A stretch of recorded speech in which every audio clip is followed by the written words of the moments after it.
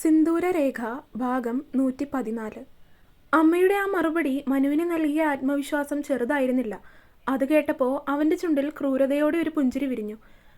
വർഷങ്ങളായിട്ട് നമ്മുടെ മുൻപിൽ അരങ്ങേറിക്കൊണ്ടിരിക്കുന്ന ഈ കഥ അമ്മയ്ക്ക് അറിയണ്ടേ? അവൻ അങ്ങനെ ചോദിച്ചതും അമ്മ അവൻ്റെ മുഖത്തേക്കൊന്ന് നോക്കി. ആ ചോദ്യത്തിൽ ഉണ്ണിയും അമ്മാളുവും അവനെ തന്നെ നോക്കുകയാണ് ചെയ്തത്. അമ്മേ, ഞാൻ ഹെവൻസ് ഹോസ്പിറ്റൽസ് ഏറ്റെടുത്ത സമയം ഓർക്കുന്നുണ്ടോ? സിറിലിൻ്റെ തകർന്നടിഞ്ഞ ആ ബിൽഡിംഗ് വാങ്ങി നമ്മൾ അവിടെ നമ്മുടെ ഹോസ്പിറ്റൽ തുടങ്ങി. അവിടെ നിന്നാണ് എല്ലാം ആരംഭിച്ചത്. എല്ലാത്തിൻ്റെയും ആരംഭം അവിടെ നിന്ന് തന്നെയായിരുന്നു. പറയുമ്പോൾ അവൻ്റെ കണ്ണുകൾ പോലും ഒന്ന് ചുവന്നുപോയി. കാരണം അത്രത്തോളം അവൻ ജീവിതത്തിൽ ആ ഒരു ചെറിയ പിഴവ് കാരണം അനുഭവിച്ചു കഴിഞ്ഞിരുന്നു. അയാൾ നടത്തി തകർന്നടിഞ്ഞ സ്ഥാപനം ഞാൻ ഏറ്റെടുത്ത് വർമ്മ ഹോസ്പിറ്റലാക്കി ചുരുങ്ങിയ കാലം കൊണ്ട് അത് വിജയിപ്പിച്ച് കാണിച്ചപ്പോൾ ഇവർക്കൊക്കെ എന്നോട് പക. മാണിക്കശ്ശേരി തറവാട്ടിൽ നിന്ന് ആരെയും വകവയ്ക്കാതെ സ്വന്തം തീരുമാനത്തിൽ ജീവിതം തിരഞ്ഞെടുത്ത പെൺകുട്ടിയുടെ മകൻ തങ്ങളെക്കാൾ ഉയരത്തിൽ വളരുന്നത് ആ അനന്തന് സഹിച്ചില്ല. അങ്ങനെയാണ് അയാൾ സിറിലിനെയും കൂട്ടി ആ ഭയങ്കരമായ കെണി പ്ലാൻ ചെയ്തത്. മനുവിൻ്റെ ആ ശബ്ദം കേട്ട് അമ്മയും അമ്മാളുവും ശ്വാസം അടക്കിപ്പിടിച്ചു നിന്നു. ഈ അനന്തനും സിറിലും തമ്മിൽ അത്ര വലിയ ബന്ധങ്ങളൊന്നും ഇല്ലായിരുന്നു. നമ്മുടെ ജീവിതം രക്ഷപ്പെട്ട് കണ്ടു കഴിഞ്ഞപ്പോൾ എങ്ങനെയെങ്കിലും നമ്മളെ തകർക്കണം എന്ന രീതിയിലാണ് അനന്തൻ പോയി സിറിലിനെ ആദ്യമായിട്ട് പരിചയപ്പെടുന്നത്. സിറിൽ നേരം ഇവിടുത്തെ ഹോസ്പിറ്റൽ ബിസിനസ്സൊക്കെ നിർത്തി അമേരിക്കയിലേക്ക് പോകാൻ നിൽക്കുമായിരുന്നു. ആ സമയത്താണ് അനന്തൻ സിറിലിനെ തേടി ചെല്ലുന്നത്. കാര്യങ്ങൾ സംസാരിച്ച് എല്ലാത്തിനും വേണ്ടിയിട്ട് കണ്ടുപിടിച്ചൊരു ബിസിനസ്സാണ് ഓർഗൻ മാഫിയ എന്നൊക്കെ വേണമെങ്കിൽ പറയാം. അതിനുശേഷമാണ് എന്നോട് സിറിൽ സാർ വന്ന് ഈ ഓർഗൻ ട്രാൻസ്പ്ലാന്റേഷൻ സർജറി നടത്തുന്നതിനെക്കുറിച്ചൊക്കെ പറയുന്നത്. ആദ്യം എനിക്ക് വലിയ താല്പര്യം തോന്നിയില്ല. എങ്കിൽ പോലും ഒരു ബിസിനസ് എന്നതിനേക്കാൾ ഉപരി ഒരുപാട് പേരുടെ ജീവിതം ഇതുകൊണ്ട് രക്ഷിക്കാനാവും എന്നെനിക്ക് തോന്നി. അതിനു വേണ്ടിയിട്ട് ഞാൻ ആദ്യം ഒരു പൈലറ്റ് സ്റ്റഡി നടത്തിയിരുന്നു. ഒന്ന് ബേസിക്കായിട്ട് അന്വേഷിച്ചപ്പോൾ തന്നെ നമ്മുടെ നാട്ടിൽ ഇതൊക്കെ അവൈലബിൾ ആയിട്ടുള്ള ഹോസ്പിറ്റലുകൾ കുറവാണെന്നും അതുകൊണ്ട് വന്നു കഴിഞ്ഞാൽ അത് നല്ലതായിരിക്കും എന്നെനിക്ക് മനസ്സിലായി. അങ്ങനെയാണ് ഈ ഒരു ഓർഗൻ ട്രാൻസ്പ്ലാന്റേഷൻ വിഭാഗം നമ്മുടെ ഹോസ്പിറ്റലിൻ്റെ ഭാഗമാക്കാൻ വേണ്ടിയിട്ട് ഞാൻ വില്ലിങ് ആവുന്നതും. അതിന് എനിക്ക് വേണ്ട ഫുൾ സപ്പോർട്ട് തന്നതും സിറിൽ സാർ തന്നെയായിരുന്നു. കാരണം അന്നേരമൊക്കെ എനിക്ക് ആളെ നല്ല വിശ്വാസവുമായിരുന്നു. കാരണം എന്ത് കാര്യത്തിനും എനിക്കൊരു സപ്പോർട്ടായിട്ട് ആൾ നിൽക്കുന്നത് പോലെ എനിക്ക് തോന്നിയിട്ടുണ്ട്. പക്ഷേ കൂടെ നിന്നത് ഇതുപോലൊരു കൊടും ചതി എന്നോട് ചെയ്യാനായിരുന്നു എന്ന് ഞാൻ അറിയാൻ വൈകിപ്പോയി. അത് പറയുമ്പോൾ അവൻ്റെ ശബ്ദത്തിലുണ്ടായിരുന്ന ഗൗരവത്തിൽ നിന്ന് തന്നെ അവനിപ്പോൾ എന്തുമാത്രം ദേഷ്യത്തിലാണെന്ന് എല്ലാവർക്കും മനസ്സിലാവുകയായിരുന്നു. ഇങ്ങനൊരു വിഭാഗം ഹോസ്പിറ്റലിൽ സ്റ്റാർട്ട് ചെയ്ത് കഴിഞ്ഞതിന് ശേഷം സിറിൽ സാർ ഒട്ടുമിക്കപ്പോഴും നമ്മുടെ ഹോസ്പിറ്റലിൽ തന്നെ ഉണ്ടാകുമായിരുന്നു. സിറിൽ സാറിൻ്റെ കെയർ ഓഫിൽ ഒത്തിരി പേര് അവിടെ വന്ന് ഓർഗൻ ട്രാൻസ്പ്ലാന്റേഷൻ ചെയ്തു പോയിട്ടുമുണ്ട്. പക്ഷേ അന്നേരമൊക്കെ അത് ഇയാൾ എൻ്റെ മുന്നിൽ അവതരിപ്പിച്ചിട്ടുള്ളത് പാവപ്പെട്ടവർക്ക് അത്യാവശ്യം ബാക്കിയുള്ള ഹോസ്പിറ്റൽസ് വെച്ച് നോക്കുമ്പോൾ ചിലവ് കുറഞ്ഞ രീതിയിൽ ഓർഗൻ ട്രാൻസ്പ്ലാന്റ് ചെയ്യാനുള്ളൊരു അവസരം അതായിരുന്നു. മാത്രമല്ല അയാളുടെ അമേരിക്കയിലുള്ള ഏതൊക്കെയോ ഫ്രണ്ട്സൊക്കെ വന്ന് നമ്മുടെ ഹോസ്പിറ്റലിൽ ട്രീറ്റ്മെൻറ്റ് ചെയ്യാൻ തുടങ്ങിയിരുന്നു. അന്നേരമൊക്കെ ഞാൻ ചോദിക്കുമായിരുന്നു, എന്തിനാണ് അവർ കഷ്ടപ്പെട്ട് അവിടെ നിന്ന് ഇവിടെ വരെ വന്ന് ട്രീറ്റ്മെൻറ്റ് ചെയ്യുന്നതെന്ന്. അപ്പോഴൊക്കെ നമ്മുടെ ഹോസ്പിറ്റലിൻ്റെ വളർച്ചയ്ക്ക് വേണ്ടിയിട്ടാണ് എന്നൊക്കെ എന്നോട് പറഞ്ഞ് എന്നെ വല്ലാതെ മോട്ടിവേറ്റ് ചെയ്യും. പക്ഷേ ആ മോട്ടിവേഷൻ ഇത്തിരി കൂടിപ്പോയി. അത് പറയുമ്പോൾ മനുവിൻ്റെ കടപ്പല്ല് ഞെരിയുന്ന ശബ്ദം അവർക്കെല്ലാവർക്കും വ്യക്തമായി തന്നെ കേൾക്കാമായിരുന്നു. ഇതിനിടയിൽ ട്വിസ്റ്റ് എന്താണെന്ന് വെച്ചാൽ അന്നേരം സിറിലിൻ്റെ മക്കളായ സാനിയയും സാമുവലും രണ്ടുപേരും അമേരിക്കയിൽ തന്നെയായിരുന്നു. അവിടെ അവയവങ്ങൾ ആവശ്യമായ വലിയ കോടീശ്വരന്മാരെ പേഷ്യൻസിനെ ഇരുവരും ചേർന്ന് കണ്ടെത്തും. എന്നിട്ട് ആ ഓർഗൻ ട്രാൻസ്പ്ലാന്റേഷൻ ബിസിനസ് നമ്മുടെ ഹോസ്പിറ്റലിൻ്റെ മറവിൽ നടത്താനായിരുന്നു അവരുടെ പ്ലാൻ. അവൻ പറയുന്നത് കേട്ടതും ഏതോ വലിയ ത്രില്ലർ സിനിമ കാണുന്ന രീതിയിലായിരുന്നു അമ്മാളുവും ഉണ്ണിയും മനുവും ഒക്കെ അവനെ നോക്കിയത്. കാരണം ഈ ഒരു ഹോസ്പിറ്റലിൻ്റെ പിന്നിൽ ഇത്രയും കാര്യങ്ങൾ ഇവർ ചെയ്തു കൂട്ടി എന്നുള്ളത് അവർക്കാർക്കും ഒട്ടും വിശ്വസിക്കാനാവുന്നില്ലായിരുന്നു എന്നതാണ് സത്യം. അതിനേക്കാൾ ഉപരിയായിട്ട് ഈ കാര്യങ്ങളൊക്കെ ഇപ്പോൾ മറനീക്കി പുറത്തേക്ക് വന്ന് സത്യങ്ങൾ വെളിച്ചത്തിന് മുന്നിലായി എന്നുള്ളത് അവരെ സംബന്ധിച്ചിടത്തോളം ഒരു സ്വപ്നം തന്നെയായിരുന്നു. പിന്നെ ഈ ഓർഗൻ ട്രാൻസ്പ്ലാന്റേഷൻ അവർ ഉദ്ദേശിക്കുന്ന രീതിയിൽ കറക്റ്റായിട്ട് നടക്കാൻ വേണ്ടിയിട്ട് അവർ കണ്ടെത്തിയ വഴി എന്താണെന്നോ? ഒരുതരം വല്ലാത്ത ചിരിയോടെ മനു അമ്മയെ നോക്കി ചോദിച്ചതും അമ്മ അറിയാതെ പോലും ഇല്ലെന്ന് തലയാട്ടിപ്പോയി. അമേരിക്കയിൽ നിന്ന് വരുന്ന ആ പേഷ്യൻസിന് മാച്ച് ആകുന്ന രീതിയിലുള്ള നിർധനരായ ആളുകൾ നമ്മുടെ ഹോസ്പിറ്റലിൽ ചികിത്സയ്ക്ക് വരുമ്പോൾ അവരെയൊക്കെ മനഃപൂർവ്വം മെഡിക്കൽ നെഗ്ലിജൻസ് കാണിച്ച് കൊലപ്പെടുത്തുക. എന്നിട്ട് ബന്ധുക്കളെ ഭീഷണിപ്പെടുത്തിയും പണം കൊടുത്തും അവരുടെ ഓർഗൻസ് ഡൊണേറ്റ് ചെയ്യിക്കുന്ന ഒരു സിറ്റുവേഷൻ ഉണ്ടാക്കിയെടുക്കുക. എൻ്റെ ഭഗവാനേ! മനു പെട്ടെന്ന് പറയുന്നത് കേട്ടതും അമ്മ നെഞ്ചിൽ കൈവച്ച് ദൈവത്തെ വിളിച്ചു പോയി. അമ്മാള് ഭയം കൊണ്ട് മനുവിൻ്റെ കൈകളിൽ ഒന്നുകൂടി മുറുക്കി പിടിച്ചു. ഈയൊരു ബിസിനസ് കൂടി വരുന്നതിനനുസരിച്ച് നമ്മുടെ ഹോസ്പിറ്റലിൻ്റെ പ്രോഫിറ്റും വർദ്ധിക്കുന്നുണ്ടായിരുന്നു. അത് മനസ്സിലാക്കിക്കൊണ്ട് എന്നെ എങ്ങനെയെങ്കിലും തകർക്കണം.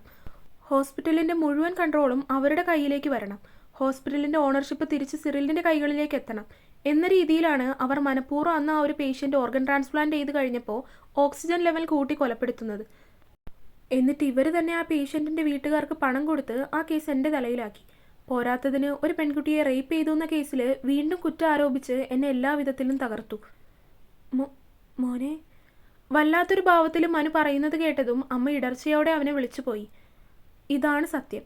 അന്നെൻ്റെ മേൽ ഇത്രയൊക്കെ കുറ്റം ആരോപിക്കുമ്പോഴും എൻ്റെ അമ്മയും അനിയനും മാത്രമാണ് എന്നെ വിശ്വസിച്ചത്. പക്ഷേ എനിക്ക് ഇനിതെല്ലാം ലോകത്തോട് വിളിച്ചു പറയണം. അത് പറയുമ്പോൾ അവൻ്റെ ശബ്ദത്തിൽ എന്തൊക്കെയോ ഇനിയും തീരുമാനിച്ചുറപ്പിച്ചതുപോലുള്ളൊരു ഭാവമായിരുന്നു. ഇനിയും ഒന്നിനും ഇല്ല, ഞാൻ പോകും. അവരെന്നെ മാത്രമാണ് ഉപദ്രവിച്ചിരുന്നതെങ്കിൽ ഞാൻ ക്ഷമിച്ചേനെ. ഭൂമിയോളം ക്ഷമിക്കാനും പൊറുക്കാനും പഠിപ്പിച്ചൊരമ്മയാണ് എനിക്കുള്ളത്. പക്ഷേ അവരെൻ്റെ അനിയൻ്റെ മേൽ കൈവച്ചു. ഉണ്ണിക്കെന്താ? മനു പറഞ്ഞു കഴിഞ്ഞതും അമ്മ സംശയത്തോടെ ഉണ്ണിയെ നോക്കി വിളിച്ചുകൊണ്ട് അവൻ അടുത്തേക്ക് വന്നു. അമ്മയുടെ ചോദ്യം കേട്ടതും ഉണ്ണി പെട്ടെന്ന് തല താഴ്ത്തി. കാരണം ഈയൊരു കാര്യം അവൻ അമ്മയോട് പറഞ്ഞിട്ടില്ല. അന്ന് കാലിന് പരിക്ക് പറ്റിയപ്പോഴും അത് ഹോസ്പിറ്റലിൽ ഒന്ന് വീണതാണ് എന്നാണ് പറഞ്ഞത്. പറയുണ്ണി, നിനക്കെന്താ പറ്റിയത്? മനു എന്തായി പറയുന്നേ? എൻ്റെ കുഞ്ഞിനെ അവരെന്താ ചെയ്തത്? അമ്മയുടെ ശബ്ദത്തിൽ ഞൊടിയിടയിൽ അവലാതി കടന്നു വന്നു. അമ്മ ഉണ്ണിയുടെ അടുത്ത് വന്നു നിന്ന് അവനെ ഒന്നാകെ പരിഭ്രാന്തിയോടെ തൊട്ടു നോക്കി. മനു അമ്മാളുവിൻ്റെ കൈകളിൽ നിന്നും പതുക്കെ പിടിവിട്ട് അമ്മയുടെ അരികിലേക്ക് നടന്നു വന്നു. അമ്മയുടെ തോളിലൂടെ കൈയിട്ട് അമ്മയെ ചേർത്ത് പിടിച്ചു. ഉണ്ണിക്ക് ഇപ്പോൾ കുഴപ്പമൊന്നുമില്ല അമ്മേ. കുറച്ചുനാൾ മുൻപ് അമ്മയുടെ തറവാട്ടമ്പലത്തിൽ ഉത്സവം നടന്ന ആ സമയം അമ്മ ഓർക്കുന്നുണ്ടോ? മനു സമാധാനത്തിൽ അമ്മയോട് ചോദിച്ചു. അമ്മ ഓർമ്മയുണ്ട് എന്ന പോലെ തലയാട്ടി. എത്രയൊക്കെ എല്ലാ കാര്യങ്ങളും ധൈര്യത്തോടെ നേരിടുന്ന ആളാണെന്ന് പറഞ്ഞാലും ചില സമയങ്ങളിൽ മക്കളുടെ കാര്യം പറയുമ്പോൾ ആ അമ്മ തളർന്നു പോകാറുണ്ട്. അന്നൊരു ദിവസം ഉണ്ണി ഹോസ്പിറ്റലിലെ അക്കൗണ്ട്സും ബാക്കി കാര്യങ്ങളും ഒക്കെ നോക്കാനായിട്ട് അവിടെ നിന്ന് അല്പം ലേറ്റ് ആയിട്ടായിരുന്നു ഹോസ്പിറ്റലിൽ നിന്ന് ഇറങ്ങിയത്. അന്ന് രാത്രി ഹോസ്പിറ്റലിലെ അണ്ടർഗ്രൗണ്ട് പാർക്കിംഗ് ഏരിയയിൽ വെച്ച് ഡ്യൂട്ടി കഴിഞ്ഞ് കാറിലേക്ക് കയറാൻ പോയ ഉണ്ണിയെ ഒരു കറുത്ത വണ്ടി മനഃപൂർവ്വം ഇടിച്ചിട്ടു. അത് കേട്ട് കഴിഞ്ഞതും ഞെട്ടലോടെ അമ്മ ഉണ്ണിയെ നോക്കി. അമ്മാളുവിന് ഇക്കാര്യം അറിയായിരുന്നുവെങ്കിലും അതിന് പിന്നിൽ ഇങ്ങനെയുള്ള കാര്യങ്ങളൊക്കെ ഉണ്ടെന്നത് അവൾക്ക് തികച്ചും പുതിയ അറിവായിരുന്നു. എന്തിനാ അവരെൻ്റെ കുട്ടികളോടിങ്ങനെ? അമ്മ വിഷമത്തോടെയും അതിലുപരി ദേഷ്യത്തോടെയും സ്വയം ചോദിച്ചു പോയി. അവനൊരു ആക്സിഡൻ്റ് ഉണ്ടാക്കി കഴിഞ്ഞാൽ കുറച്ച് നാൾ ഉണ്ണി ഹോസ്പിറ്റലിൽ നിന്ന് മാറി നിൽക്കും. അതായിരുന്നു സിറിലിൻ്റെയും അമ്മാവിൻ്റെയും ഒക്കെ പ്ലാൻ. പക്ഷേ നമ്മുടെ തന്നെ പാർക്കിംഗ് ഏരിയയിൽ വെച്ച് ഈ ഒരു പ്ലാൻ നടപ്പിലാക്കാൻ നോക്കിയതായിരുന്നു അവർ കാണിച്ച ഏറ്റവും വലിയ മിസ്റ്റേക്ക്. ആദ്യം ഇവനിടിച്ചിട്ട് പിന്നീട് വീണ്ടും ഉണ്ണിയുടെ ദേഹത്തേക്ക് വണ്ടി കയറ്റാൻ ശ്രമിച്ചപ്പോഴേക്കും അവിടെ ആളുകളും സെക്യൂരിറ്റിയും ഒക്കെ വന്നു. കാറിലുണ്ടായ ഗുണ്ടകൾക്ക് എളുപ്പം രക്ഷപ്പെടാനും പറ്റിയില്ല. അങ്ങനെ അവരെ ഞാൻ ആദ്യം അങ്ങ് പൂട്ടി. അവരിൽ നിന്നാണ് ഈ കാര്യങ്ങളുടെയൊക്കെ അന്വേഷണം എനിക്ക് തുടങ്ങാൻ പറ്റിയത്. ശരിക്കൊരു സിനിമ പോലെയാണ് തങ്ങളുടെ ജീവിതത്തിൽ ഇതെല്ലാം സംഭവിച്ചിരിക്കുന്നത് എന്ന് തോന്നിപ്പോയി എല്ലാവർക്കും. അത്രമാത്രം ട്വിസ്റ്റും പ്ലാനും ഒക്കെയാണ് നടന്നിരിക്കുന്നത്. ഓരോ കാര്യങ്ങളും അത്രത്തോളം കരുതി കൂട്ടിയാണ് അവർ ചെയ്തിരിക്കുന്നത്. പക്ഷേ ഞാൻ പറഞ്ഞില്ലേ അമ്മേ, ദൈവം എൻ്റെ കൂടെയാണ്. അന്ന് ഉണ്ണിയെ കിടപ്പിലാക്കാൻ നോക്കിയിട്ട് അതും നടന്നില്ല. ഉണ്ണിക്ക് അങ്ങനെ ഒരു അപകടം പറ്റിക്കഴിഞ്ഞപ്പോൾ പിറ്റേ ദിവസം ഞാൻ ഹോസ്പിറ്റലിലേക്ക് ജോയിൻ ചെയ്യുകയും ചെയ്തു. അവരുടെ കണക്ക് പ്രകാരം ഉണ്ണി ഹോസ്പിറ്റലിൽ നിന്ന് മാറിയാൽ അവർക്ക് ഹോസ്പിറ്റലിൻ്റെ കൺട്രോൾ കൈക്കലാക്കാനാവും എന്നായിരുന്നു. അവരുടെ പ്ലാനൊക്കെ വെള്ളത്തിലാവുന്ന രീതിയിലായിരുന്നു അത് എക്സിക്യൂട്ട് ചെയ്തത്. ഉണ്ണിയെ മാറ്റാൻ നോക്കിയപ്പോൾ ഹോസ്പിറ്റലിലേക്ക് ഉണ്ണിയും വന്നു, ഞാനും വന്നു. അത് പറഞ്ഞ് മനു ക്രൂരമായി ഒന്ന് ചിരിച്ചു. അടവുകളൊന്നും അയാൾ ഉദ്ദേശിച്ചതുപോലെ നടക്കുന്നില്ല എന്നായപ്പോൾ അയാൾ പതിയെ മകനെ കളത്തിലിറക്കി. അയാളുടെ ഉദ്ദേശം എനിക്ക് നല്ലതുപോലെ അറിയായിരുന്നു. സിറിലിൻ്റെ മകനാണ് എന്നറിഞ്ഞുകൊണ്ട് തന്നെയാണ് ഞാൻ അവനെ ഹോസ്പിറ്റലിൽ അപ്പോയിൻ്റ് ചെയ്തത്. അവൻ വന്ന് കുറച്ച് മാസം കഴിഞ്ഞപ്പോൾ തന്നെ സാനിയയും വന്ന് ജോയിൻ ചെയ്തു. അപ്പോഴൊക്കെ അവരുടെ ചിന്ത ഞാൻ ഇതൊന്നും അറിയാതെ അപ്പോഴും അവരുടെ താളത്തിനൊത്ത് തുള്ളുകയായിരുന്നു എന്നായിരുന്നു. മനുവിൻ്റെ ചുണ്ടിൽ അന്നേരം വിരിഞ്ഞത് പുച്ഛം തന്നെയായിരുന്നു. അതിനിടയിൽ ഞാൻ അമേരിക്കയിൽ പോയി. അവിടെ നിന്ന് ഇങ്ങോട്ട് വന്ന് നമ്മുടെ ഹോസ്പിറ്റലിൽ വന്ന് ഓർഗൻ ട്രാൻസ്പ്ലാന്റ് ചെയ്തവരുടെയൊക്കെ ഡീറ്റെയിൽസ് കളക്ട് ചെയ്തു. അങ്ങനെ ആ ഒരു പേരിൽ കോടികളാണ് അവർ പേഷ്യൻസിൻ്റെ കയ്യിൽ നിന്ന് വാങ്ങിയിരിക്കുന്നത്. അങ്ങനെയുള്ള എല്ലാ കാര്യങ്ങളും അറിയാനായി. കൂട്ടത്തിൽ ആ സിറിൽ എന്ന് പറയുന്നവൻ്റെ കുറേ അഴിഞ്ഞാട്ട കഥകളും. മനു അറപ്പോടെ ആ ഓർമ്മയിൽ മുഖം ചുളിച്ചു കളഞ്ഞിരുന്നു. തുടരും. അപ്പോൾ വീഡിയോ കണ്ടവരെല്ലാവരും വീഡിയോ ലൈക്ക് ചെയ്യുക. നിങ്ങളുടെ അഭിപ്രായങ്ങൾ എന്തായാലും അത് കമൻറ്റായിട്ട് അറിയിക്കുക. ചാനൽ ഇതുവരെ സബ്സ്ക്രൈബ് ചെയ്യാത്തവരുണ്ടെങ്കിൽ സബ്സ്ക്രൈബ് ചെയ്യുക. അപ്പോൾ next part will be tomorrow 7 PM. Stay tuned. Bye.